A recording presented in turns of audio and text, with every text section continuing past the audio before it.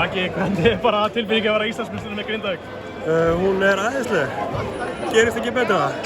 Ég er bara eitt orð þakkláttur mörgum manneskjum, Ingibergi, Helga, Daniel Mortensen fyrir að koma í Grindavík, Bobo Dan fyrir að suða í mér að fara ekki í Grindavík og að bakka mig upp í running gun í allan vetur. Þannig ég er bara fox átið sko. Þegar þið mætið hérna án Kane og Óla í liðinu, hverju breytið það fyrir ykkur?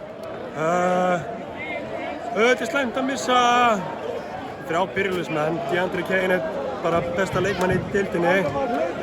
En samt sem áður erum við Jeremy Pargo, erum við Jordan Sample og við hinir erum ekkert lélegir í körfu. Þannig við höfðum alltaf trú á sig og sérstaklega eftir Nökkvi sagði við mér að herbyggja í dag að við erum að vinna þetta. Það er bara svoleiðis. Af hverju með grænt hár í dag? Ég sagði við nafnlan að ef við myndum tapa síðasta leik myndi ég breyta. Og þetta er svona fyrir gömlu félagarna mín í Þór. Hvernig, þú sperðið þetta eitthvað saman við titilinn í Þór? Þetta er allt öðruvísi. Í Þór voru alltaf litla liði sem enginn hafði trú á. Það var ógeðslega gaman. Nú er þetta lið sett saman til að vinna.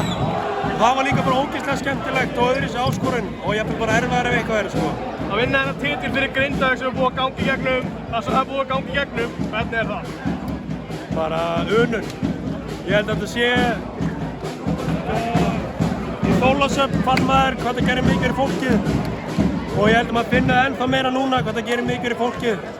Þannig maður er bara ógeðslega glaður fyrir liðið og hvað þá þetta yndislega fólk í Grindavík. Eitthvað að lokum? Prove you're wrong sko.